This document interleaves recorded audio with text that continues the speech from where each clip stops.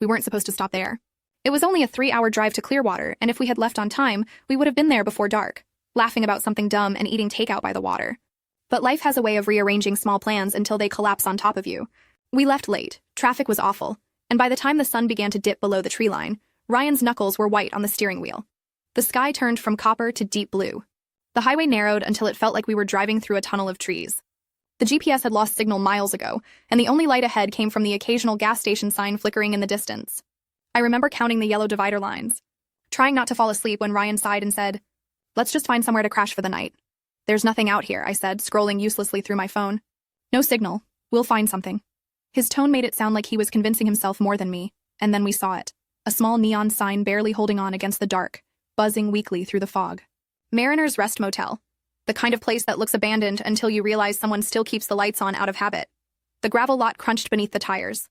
Only 3 other cars were parked, all coated with a thin film of dust, as if no one had moved them in days. The building was a single L-shaped row of doors facing the lot, each one numbered with peeling gold paint. A soda machine stood near the office, humming loudly, its display light flickering like a dying candle. Inside, the front desk smelled of lemon cleaner and old coffee. A fan oscillated lazily behind the counter, doing nothing for the heat. The woman sitting there wore a sweatshirt that read, "God is my co-pilot." She didn't look up from her crossword puzzle when we walked in. "Room 7, she said after sliding a key across the counter. "Back corner. Park under the light if it's working." Her voice was flat, practiced, the sound of someone who'd said the same lines 1,000 times. Ryan muttered a quick thanks and pushed the door open. The bell above it jangled once, then died. Room 7 smelled faintly of bleach and mildew. The carpet was patterned in blue swirls meant to disguise stains. The lampshades were yellowed with age. A single photograph hung above the bed, a faded print of a sailboat on calm water, probably stolen from a waiting room somewhere. Ryan tossed his bag onto the dresser. "Not bad," he said. He always said that when things were definitely bad. It was part of how he coped, the same way he smiled through stress and cracked jokes at funerals. "Could be worse," I answered, forcing a smile of my own. He turned on the TV, cycling through channels that barely came in. I could hear static leaking from the speakers between bursts of late-night commercials. We were both pretending everything was fine, but the silence between words had weight. We'd been arguing off and on all day, nothing catastrophic. Just the slow erosion that happens when both people are too tired to listen anymore. When he finally muttered, "I'm gonna grab a shower," I didn't stop him. While the water sputtered in the bathroom, I sat on the edge of the bed, scrolling aimlessly through the gallery on my phone. Pictures from earlier that week, the two of us smiling by the pier, him with his arm around me, both of us looking like people I barely recognized. I almost deleted them out of spite, but instead I just turned off the screen and stared at the window. Outside, the marsh shimmered faintly under the moonlight. The surface of the water was smooth, mirror still, broken only by the occasional ripple. Somewhere out there, a frog croaked, low and mournful. For a moment I thought I saw something moving through the reeds, a darker shape sliding just below the reflection. I blinked and it was gone. The bathroom door opened, releasing a puff of steam. Ryan came out in a t-shirt and sweatpants, rubbing his hair with a towel. He didn't say anything and neither did I. I took my turn in the shower. The water came out in unpredictable bursts, warm 1 second and freezing the next. The curtain stuck to my legs like damp paper. The fluorescent light above buzzed with a faint electrical hum. I kept catching myself listening for something else, a sound beyond the walls, a rhythm out of sync with the dripping water. When I finally stepped out, the mirror was fogged over. I wiped it with my hand and startled at my own reflection. For a split second, I thought someone else was standing behind me, a shadow that didn't match mine. But when I turned, the bathroom was empty. Ryan was already lying down when I came out, facing away from me, pretending to be asleep. I climbed into my side, careful not to brush against him. The sheets were cold. The clock on the nightstand glowed red. 11:31 p.m. Outside, the frogs had gone quiet. The stillness pressed against the walls like fog trying to get in. I watched the digits change, 11:37, 11:41, and then I felt it. It was small at first. Just a shift in the air like the pressure before a storm. Then heavier, denser. I knew without opening my eyes that something was standing beside the bed. My body went rigid. I tried to tell myself it was nothing, my mind playing tricks after a long day. But the feeling didn't fade. It grew until the air felt thick enough to touch. I pulled the blanket up to my chin, leaving a tiny gap to breathe. My heart was hammering so hard I could hear the blood rushing in my ears. The TV screen flickered once, then steadied, though the remote was on the dresser. Whatever stood there didn't move. It simply was, like a patch of gravity. After what felt like forever, the pressure shifted, from beside me to above me. The air cooled. A faint smell drifted through the room, damp and metallic, like wet earth after lightning. I wanted to scream for Ryan, but my throat wouldn't work. In pure, childish instinct, I rolled toward him, pressing myself against his back. He stirred slightly but didn't wake. His warmth felt like an anchor. The weight above me hovered, waiting. I forced myself to pray, the words tumbling out soundlessly, not even real sentences. just fragments of every bedtime prayer I could remember. My mind grabbed onto them like a rope. After a few minutes, or maybe hours, exhaustion pulled me under. The last thing I remember was a faint vibration in the air, like static before a radio signal fades. I woke to sunlight leaking through the curtains. The room looked perfectly ordinary again. The sailboat picture, the folded towel on the chair, the TV frozen on some early morning talk show. Ryan was sitting on the edge of the bed tying his shoes. "Morning," he said. His voice was bright, like nothing strange had ever happened. "Morning. Sleep okay?" "Yeah," I lied. He smiled. "Good, let's grab breakfast and get back on the road." The lobby smelled like burnt coffee. We ate prepackaged muffins in silence while the desk clerk flipped through a magazine. Outside, the fog was lifting, revealing the marsh behind the motel. Still, pale, endless. Something about it felt wrong. I couldn't hear a single frog. I glanced back at our room before getting in the car. The curtains were still drawn, but for a second, I thought I saw movement behind them. A dark blur, gone as soon as I blinked. We drove for half an hour without speaking. The highway stretched straight and empty ahead of us. Ryan hummed along with the radio, drumming his fingers on the steering wheel like he always did when he was trying not to think. Finally, he said, "Hey, can I tell you something weird?" I laughed softly. "Weirder than this motel coffee?" He smirked. "Woke up last night with this crazy dream. Thought I'd tell you before I forget." "Okay." He kept his eyes on the road. I was lying in bed, facing the wall, and I saw this black mist by the side of the bed. It looked like smoke, but thicker. I turned to see if you saw it, but you were asleep. Then I tried to move and couldn't. Completely paralyzed. The mist started stretching upward like it was crawling up the wall toward the ceiling. It kept swirling until it filled the whole corner of the room. He gave a quick laugh. "Creepy, right? Probably just sleep paralysis or something." My mouth had gone dry. "What happened next?" "I woke up." "That's it," he shrugged.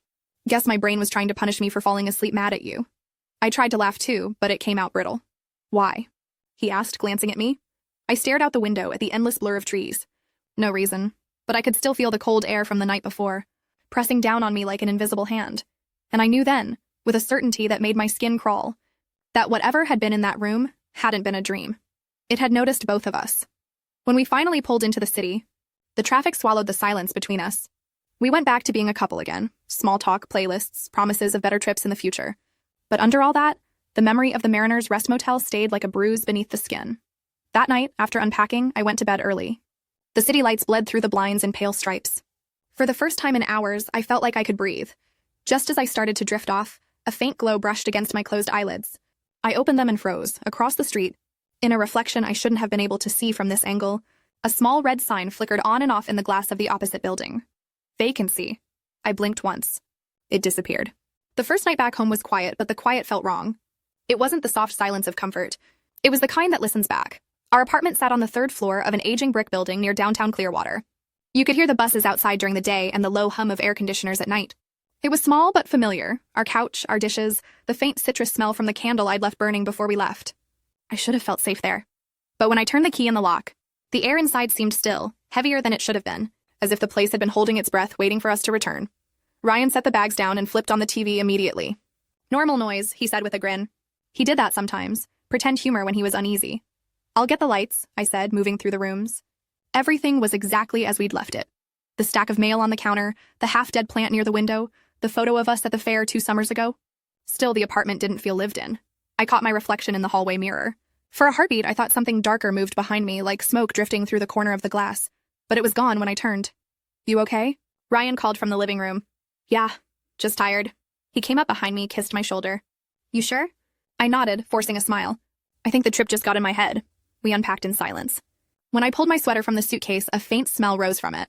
Not the usual detergent or perfume, but damp wood and something metallic. I pressed it to my nose, hoping I was wrong, but the scent only sharpened. Marsh water and rust, Ryan didn't notice. He was humming under his breath, folding his shirts. That night, he fell asleep quickly, the way he always did. I lay awake listening to the distant traffic. For the first time, the city noises didn't soothe me. Between the passing cars, there were gaps too wide, stretches of nothing where I swore I heard faint static, the kind that hums just before a signal fades. I turned over, pulling the blanket tight. My eyelids were heavy. Eventually, sleep found me. But it brought the motel with it. In the dream, I was back in room 7. The bed, the picture, the hum of the old TV. Ryan was asleep beside me. His face turned away. I could hear water dripping, slow, steady. I looked toward the bathroom door, but it was closed. The sound grew louder until it became a rhythm, matching my heartbeat. Then I saw it. The same black mist curling in the corner by the window. It shimmered like oil, reaching upward, unfurling toward the ceiling. Inside it, tiny flashes of light moved, like sparks trapped in smoke. I tried to wake Ryan. My voice came out as a whisper. "Please." He didn't move. The mist stretched across the ceiling, rolling over us like a tide. I felt it brush my skin, cold and dry at the same time. When I tried to sit up, something heavy pressed against my chest. A voice whispered right next to my ear. "You saw me." I woke up gasping. The room was dark except for the streetlight leaking through the blinds. Ryan stirred, blinking. "You okay?" He mumbled. "Bad dream." He wrapped an arm around me without opening his eyes. "Go back to sleep." But I couldn't. My skin still tingled where the voice had been. Morning came slow and gray. I sat at the kitchen table, coffee cooling in my hands. Ryan shuffled in, half asleep. "You look awful," he said gently. "Thanks." "Same dream?" I hesitated. "You remember yours too?" He shrugged. "I mean, kinda. Just smoke or whatever. Nothing happened here though, right?" "Right." He smiled, but it didn't reach his eyes. "See, it's fine. Motel was creepy, but we're home now." I nodded, letting him believe it. Over the next few days, little things started happening, small enough to ignore, until they weren't. The TV turned itself on one night, flickering through static before switching to a blank channel that buzzed softly. The screen stayed gray until I unplugged it. When I opened the fridge, the bulb inside blinked in a slow rhythm. 3 flashes, pause, 3 flashes. I told myself it was a wiring issue. Then there were the mirrors. It started with the bathroom one. Steam from the shower fogged it over, and as I wiped a circle clear, I saw handprints on the other side, small, child-sized, sliding downward like something had dragged its fingers through the condensation. I called Ryan in, but when he looked, they were gone. "You're stressing yourself out," he said, wrapping me in a towel. "You've barely slept." "Maybe," I whispered, but my reflection behind him smiled half a second too late. Friday night, we went out for dinner. I needed noise, people, movement, anything normal. We chose a diner near the waterfront, all neon signs and sticky menus. Halfway through our meal, the radio behind the counter cut out mid-song, replaced by a hiss. For a moment, the whole diner was silent. Then the static warped into a low hum that seemed to vibrate through the floor. Ryan reached across the table, squeezed my hand. "It's fine." Probably interference, the sound snapped off. Laughter resumed around us like someone had hit unpause on reality, but in the reflection of the window, the booth behind us wasn't empty anymore. A shadow sat there, shaped like a person but made of nothing but smoke. I blinked. It was gone. We drove home in silence. The city lights blurred into streaks of gold. Ryan finally spoke. "You've been jumpy ever since that night." "I know what I felt, Ryan," he sighed. "I'm not saying you didn't, but maybe it's stress. You said work's been crazy." "It wasn't stress." My voice came out sharper than I meant. "It followed us." He gripped the steering wheel. "You don't actually believe that."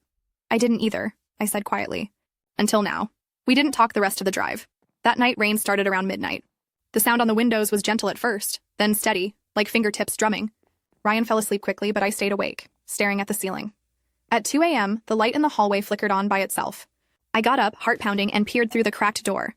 The bulb hummed softly, glowing faintly red as if the wiring were melting. Then for just a second, the shadow of a figure passed along the far wall. No sound, no footsteps. I stepped back into the room, shut the door, and locked it. When I turned, the reflection in the window was wrong again. I should have seen only myself and the faint outline of the room. But there was another shape standing near the bed. Tall, formless, its edges rippling like smoke. It didn't move, but the air around it trembled. "Ryan," I whispered. He didn't stir. The shadow tilted its head as if studying me. Then it folded into itself and vanished, leaving only a faint trace of fog pressed against the glass.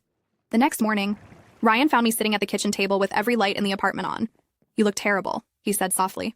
"Talk to me." I told him everything. The reflection, the lights, the static. He listened, running his hand through his hair, frowning. "Look," he said finally. "I believe you think you're seeing something. But maybe we just need a reset. Sleep somewhere else tonight, okay? My brother's got a spare room. Fresh air." "I'm not crazy." I didn't say you were, but the way he looked at me said otherwise. We packed a small bag. He was humming again, nervous habit. I glanced at the mirror by the door and froze. The reflection showed Ryan behind me, zippering his backpack. But his reflection wasn't moving. It stood still, head tilted, mouth open in a faint, almost smile. Then in the mirror, smoke began to pour from his reflection's mouth, curling upward like breath in cold air. I turned around fast. Ryan was zipping his bag normally, oblivious. "What?" he asked when he saw my face. "Nothing," I whispered. "Let's just go." We stayed at his brother's that night. It was a normal apartment, bright, new, smelling faintly of detergent. Nothing happened, but sometime around 3 a.m., I woke to the faint hum of static again. Not loud, just enough to make the hair on my arms rise. Across the room, the TV was off, but its screen shimmered faintly, gray and breathing. I turned on the lamp. The light flickered once, then steadied. When I looked again, the screen was dark. By morning, Ryan acted like nothing had happened. He made coffee, joked about me needing to delete ghost podcasts from my playlist. But I noticed the way he rubbed his neck as if something ached beneath the skin. I noticed the faint dark smudge on the collar of his t-shirt, shaped like a thumbprint. "Ryan," I said quietly. Does your neck hurt? He touched the spot. Weird. Yeah, kind of sore. There was a mark there, not quite a bruise. More like soot. Maybe from the seatbelt, he said quickly, pulling his shirt up. Maybe. But as he leaned down to kiss my forehead, I caught the faintest smell of marsh water and rust. That night, back home again, I unplugged every electronic in the apartment. The silence that followed was heavy, waiting. I sat on the edge of the bed, phone light flickering across my hands, scrolling back through photos from the trip. The last picture was of the motel room. I didn't remember taking it.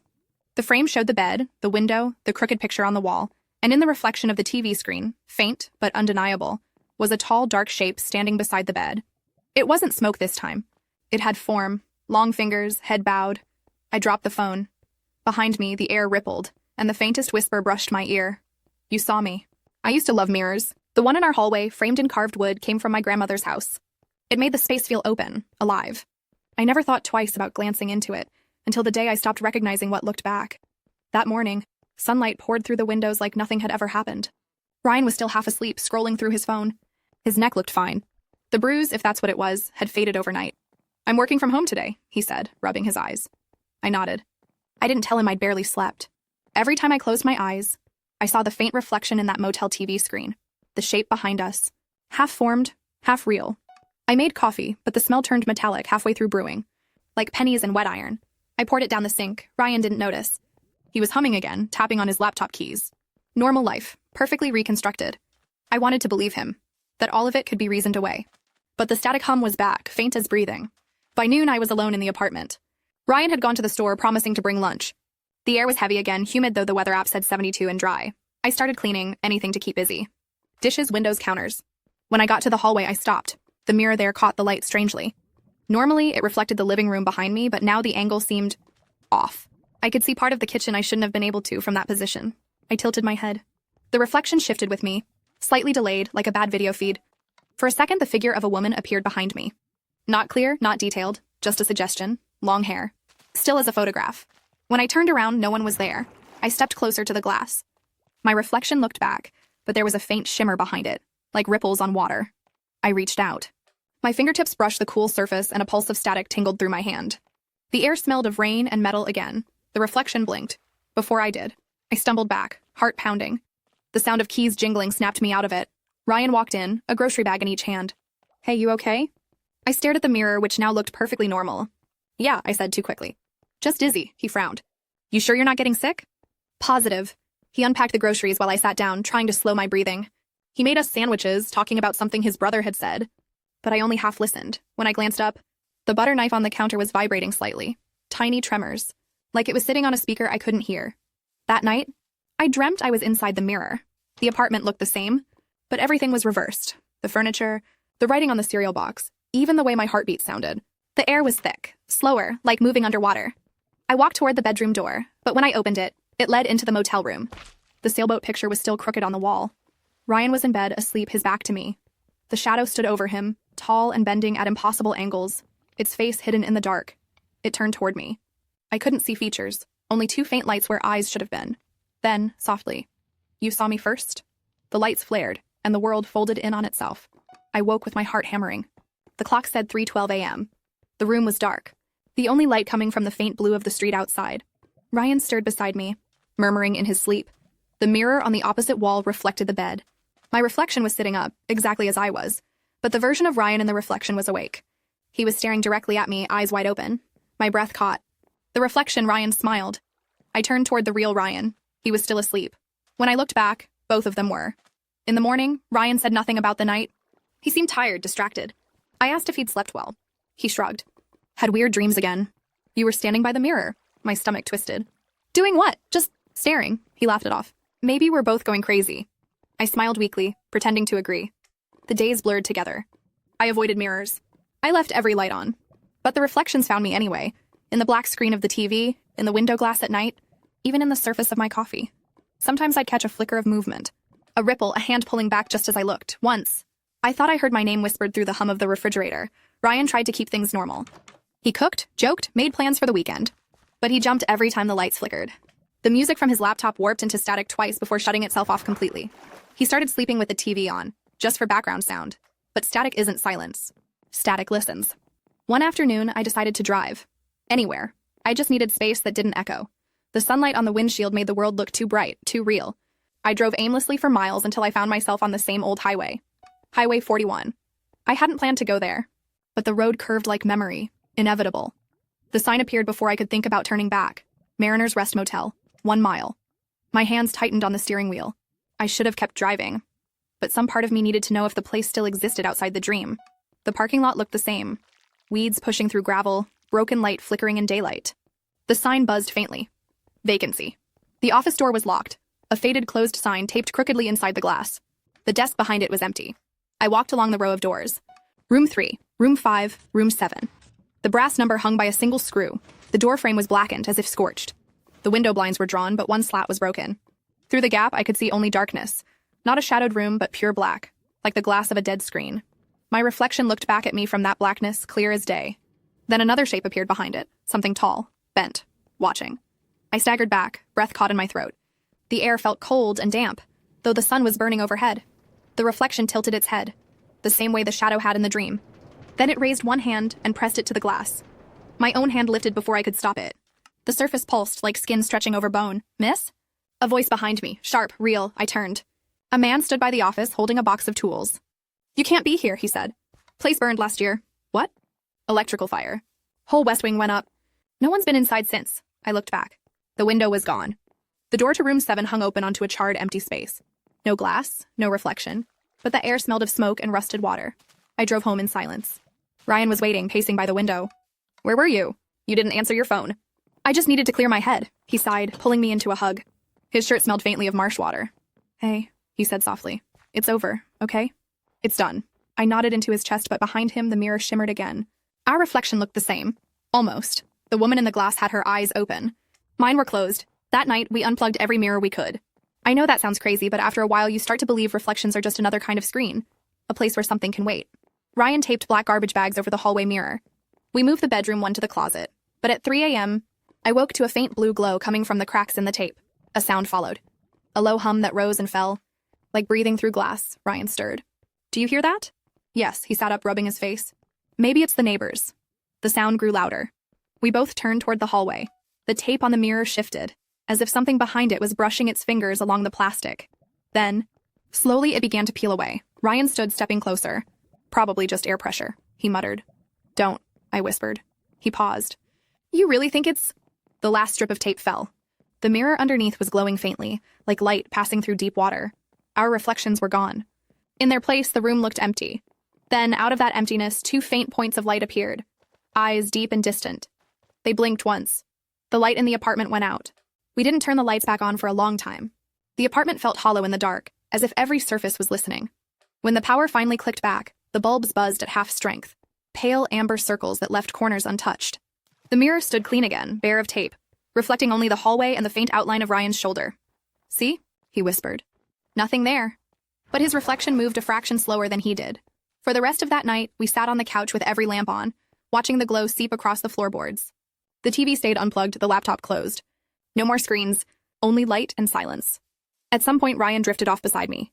His head tipped back against the cushion, mouth slightly open, exhausted. I envied how easily he could still fall asleep, how his body refused to carry fear the way mine did. I got up, checked the hallway again. The mirror looked normal. The glass caught my reflection and held it still. Yet the air around it felt colder than the rest of the apartment, like standing beside a refrigerator door left ajar. When I reached toward it, a pulse of static brushed my palm, the faintest vibration. Gone as soon as I noticed it. Behind me, Ryan stirred and mumbled my name. I turned. Yeah? He blinked up at me, confused. I didn't say anything. Morning crept in gray and reluctant. Neither of us mentioned the power outage. We made coffee and tried to act ordinary. 2 people with normal jobs, normal errands, a normal world waiting outside the door. I thought daylight would reset the air. It didn't. The reflection of the living room window showed the street below, but cars passed too slowly, as if the scene behind the glass lagged half a second behind reality. Ryan noticed it too. He frowned, pressed his face closer to the window. Looks weird, right? It's just glare, I said. Yeah, sure. We both stepped back at the same time. The motion in the reflection didn't. By afternoon, the apartment had taken on a soft electrical hum, barely audible but constant. It came from nowhere and everywhere at once. When I touched the wall, the vibration ran faintly through the plaster. Ryan started pacing. We can't live like this, he said. Maybe we should call someone. Maintenance, electrician, someone. An electrician for ghosts? I meant it as a joke, but the words fell flat. He gave a shaky laugh. I'd take one if it worked. He left an hour later to run errands. I knew that meant get air, get distance. The silence that followed was the heaviest yet. I went to the bedroom to change the sheets, something practical to prove life still functioned. The moment I pulled the blanket back, a thin layer of dust lifted from the mattress. Odd, since I'd cleaned yesterday. The dust swirled upward and shimmered, forming small loops before falling again. In that faint motion, I thought I saw letters forming. A curve, a line, an O maybe. Then it scattered. The humming in the walls deepened. I turned, heart pounding. The hallway mirror glowed faintly blue again, the color of static before a storm. I took one step forward and the air thickened. My ears popped like pressure change on a plane. The reflection didn't show me standing in the doorway. It showed me standing right in front of the glass, and the version of me inside it lifted her hand first. I ran. I didn't grab my phone, didn't grab my keys, just bolted for the stairwell. The air outside the apartment felt thin and sharp, like breathing for the first time after holding my breath too long. I sat in the car for nearly an hour before I texted Ryan. Me. I'm okay. Went out for a drive. Ryan. Good. Me too. Let's meet at the park later? Me. Yeah. I drove aimlessly through the city, windows down, sunlight pressing against my face. The world looked painfully alive. Kids on bikes, music from open shop doors, the smell of salt air. None of it felt like it belonged to us anymore. The park by the waterfront was nearly empty. Ryan was already there, sitting on a bench with 2 coffees. He looked worn, his eyes shadowed from sleeplessness. I thought I was going crazy, he said as soon as I sat. But it's real. When I left, I caught something in the side mirror of the car. Same smoke?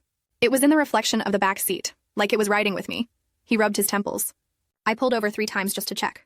Nothing inside, but every time I looked at the mirror, it was there again. I stared at the water. The surface shimmered with afternoon light, calm and mirror flat. It's following reflections. Anything reflective, Ryan exhaled slowly. Then we break them. All of them. Back at the apartment, we moved like soldiers on a mission. We covered windows with sheets, turned mirrors face down, unplugged every device with a screen. The place grew dim, claustrophobic, lit only by small lamps pointing toward the floor. The humming lessened, but it didn't stop. It settled into a low heartbeat rhythm beneath the silence. Ryan sat on the couch, elbows on his knees, whispering numbers under his breath, counting, grounding himself. I sank beside him. What if it's not trying to hurt us? I said after a long time. He looked up. What else would it be doing? I don't know. Maybe it's lost. He gave a humorless laugh. Lost things don't stalk people. I didn't answer. That night the dreams returned, but different. I stood in a room filled with mirrors, floor to ceiling, endless reflections of myself stretching into distance. In every one, a faint shape moved behind me, closer in each repetition. The air vibrated with that same static hum. A voice rose inside it, layered and distant. You saw me. Now see through me. I reached out to the nearest mirror. My hand went through. Cold rushed over me, and I woke with a cry. Ryan was already sitting up, breathing fast. Did you dream it too? Yes. He turned on the lamp. The light sputtered, caught, and then grew steady. On the wall opposite the bed, faint lines had appeared, thin streaks of soot forming a square outline the size of a mirror. There hadn't been anything hanging there before. By morning, the soot mark had darkened. I wiped at it with a cloth, but the shape didn't fade. The glass itself wasn't there, yet light reflected from the patch as if something transparent occupied the space. When I moved left, the reflection inside it shifted. It wasn't me, it was room 7 again. The bed, the crooked sailboat picture, sunlight slanting through blinds that no longer existed, and standing in the center of that ghost room was a shadow. It didn't move. It waited. Ryan, I whispered. He joined me, eyes wide. You're seeing it too? We watched together as the shadow slowly raised its head. The motion rippled through the glass like waves across a pond. Then, for the first time, it spoke clearly. 2 words that filled the entire room, though the sound was barely above a whisper. Let go. Ryan backed away. What does that mean? I didn't answer. The soot mirror glowed faintly again, showing movement, smoke rising, water glimmering. The image changed. The marsh behind the motel, wind rippling across it, sunlight catching the reeds. The hum deepened until it felt like it was vibrating in my bones. Ryan grabbed my hand. Don't go near it. But something inside me knew that running hadn't helped. That whatever this was, it wasn't trying to cross into our world. It was trying to pull something back. The air smelled of rain. I stepped closer. My reflection appeared over the marsh now, hair shifting in invisible wind. Then the voice came again, quieter, almost human. We are unfinished. The image flickered. One instant it was the marsh. The next it was the motel burning, flames reflected on black water. Ryan's grip tightened. Grace, please, I turned to him. Maybe this isn't haunting. Maybe it's memory. He shook his head. That's not your memory. No, I said. It's hers. We stood there until the light faded from the glass, leaving only the soot outline on the wall. The air settled. The hum thinned and disappeared. For the first time in days, the apartment was silent. Ryan slumped onto the couch, burying his face in his hands. If this starts again, we leave. I don't care where. I nodded, though something told me leaving wouldn't matter. Some mirrors aren't made of glass. Some are made of time. That night, I woke to soft blue light leaking under the bedroom door. The hum had returned, gentler now, like a distant tide. I stepped into the hallway. The soot mirror glowed again, faint but steady. Inside, the marsh shimmered under moonlight. The water moved as if breathing. A figure stood at the edge of the reflection, facing away from me. Hair long, clothes fluttering in unseen wind. She raised her hand, not beckoning, but waving goodbye. The hum rose once more, then faded into silence. The light went out. Morning sunlight fell across the hallway, warm and harmless. The soot mark was gone. Only bare wall remained. Ryan woke late, groggy but calm. "It's quiet," he said. "Yeah." He kissed my forehead, smiling for the first time in weeks. Maybe it's over. Maybe. I didn't tell him that when I'd opened my eyes just before dawn. I'd seen the window glass rippling slightly, like water touched by wind, and in that reflection, the faint outline of the sailboat picture had hung for a single heartbeat before dissolving into light. The week that followed felt wrong in a quieter way. No humming, no ripples, no strange lights, only stillness so complete it made me uneasy. Ryan slept through the nights again. I went back to work, answered emails, smiled in the right places. The world stitched itself together with ordinary thread. Yet every reflection looked slightly thicker than it should have been, as if the glass had grown deeper. On Thursday morning, sunlight hit the kitchen window just so, scattering into prisms across the wall. I froze mid-pour, coffee halfway to the mug. In the rainbow shimmer, a shadow passed, faint, fluid, like a fish beneath clear water. It wasn't the shape of a person anymore, just motion. The air tasted metallic. "Grace?" Ryan's voice floated from the hall. I blinked and the light was normal again. "Yeah, I'm fine." He leaned against the doorway, dressed for work, hair still damp from the shower. "You sure?" "Positive," he smiled. "Then tonight, let's celebrate being boring again." Boring sounds perfect. That evening we walked along the waterfront, wind pushing at our jackets, gulls slicing through gray sky. The horizon blurred where sea met air, a seamless sheet of silver. For the first time since the motel, I let myself think maybe we'd made it out. Ryan talked about moving somewhere quieter, somewhere inland. He laughed when I said I'd miss the reflection of sunlight on water. "You've seen enough reflections for a lifetime," he teased. Maybe he was right. The weather turned over the weekend. Heavy rain, a dull sky pressed low. We stayed inside, reading, cooking, doing all the small human things that convince you the world is stable. By Sunday afternoon, the storm eased. A strange brightness seeped through the clouds, pale gold like sunset trapped in mist. Ryan was napping on the couch. I stood by the window, watching puddles gather in the courtyard below. The surface of one shimmered oddly, brighter than the rest. For a moment, it looked like the reflection of our window, then like the motel window. Then just light. I leaned closer. The shimmer expanded until it filled the glass. My reflection flickered and vanished. Inside the light, faint outlines appeared. Reeds, water, sky. The marsh. I should have looked away. I didn't. The scene sharpened as if someone turned a focus knob. I saw the motel ruins behind the reeds, half-collapsed walls, black beams reaching toward cloud. A figure stood at the edge of the water, hair lifting in wind I couldn't feel. She was the same height as me. When she turned, her face blurred like ripples spreading. "You saw me first." The words came without sound, shaping themselves inside my head. "Why us?" I whispered. The figure tilted her head and light spilled from the motion. Beneath the surface, something moved. Not a shadow this time, but hundreds of glimmers, as if the whole marsh were filled with mirrors catching sunlight from below. Then she said, "Because you looked long enough to see through." The glass under my hand turned cold. My skin prickled. Behind me, I heard the faintest echo of static, a memory of a hum. Ryan murmured from the couch, half awake. "Grace?" I blinked. The vision thinned, fading back into my own reflection, pale, tired, still leaning on the window. "Nothing," I said. "Go back to sleep." That night, the rain returned, soft but endless. I dreamt of water rising through the apartment floor, spreading in slow ripples. In the dream, I wasn't afraid. When I woke, the carpet was dry. The hum was gone. Only the faint scent of rain lingered, coming from nowhere. Ryan slept soundly, his face peaceful. I sat up, listening to the city outside, tires hissing on wet streets, a siren far away. All the small, ordinary noises that meant the world kept turning. Then a flash of light touched the wall. It came from the mirror in the hallway. We had turned it face down weeks ago. Now it stood upright again, perfectly clean. The reflection inside wasn't the hallway. It was water, calm, silver, stretching out under a pale sky. I walked toward it. Every step felt both heavy and necessary. In the glass, the water rippled as if responding to me. Beneath the surface, light spiraled downward. Faint shapes, outlines of faces maybe, but gentle, unthreatening. They weren't reaching out. They were drifting. One of them looked like the woman from the marsh.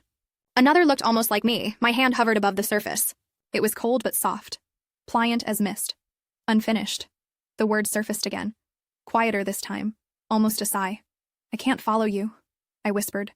"I don't know where you go, neither did we." For an instant, the reflection deepened until it felt bottomless. I saw flashes. The motel before the fire, people in the doorway, laughter. water gleaming nearby. Then smoke, glass, light breaking apart. The hum rose, gentle now, like a chord resolving. Ryan's reflection appeared beside mine, though he was still asleep in the other room. He looked at me through the glass and smiled faintly, unaware. The water shimmered once more, then went still. Morning light cut across the floorboards. The mirror showed only me again, but something inside the reflection moved differently now, a half-second delay that felt less like haunting and more like breathing. Ryan brewed coffee, humming the same old tune. "You okay?" he asked. "Yeah," I said. "Just thinking." "About what?" I looked toward the hallway, where a thin beam of light glinted across the mirror's surface, bending as if underwater. "About how sometimes," I said, "you can see your whole life in a reflection and still not know which side you're standing on." He laughed softly. "You and your philosophy." Maybe. That evening, as the sun set, the city lights flickered in every window across the street. For a brief moment, every pane reflected the same hue, blue-gray, the color of deep water. In the glass, my face blurred into dozens of others, strangers, echoes. The woman from the marsh, all of them turned at once, looking toward me. The last light of the day sank below the skyline, and every reflection darkened together, except one. Room 7. A single window glowing faintly in the distance, too far away to belong to any real place. It pulsed once, like a heartbeat. Then it went out,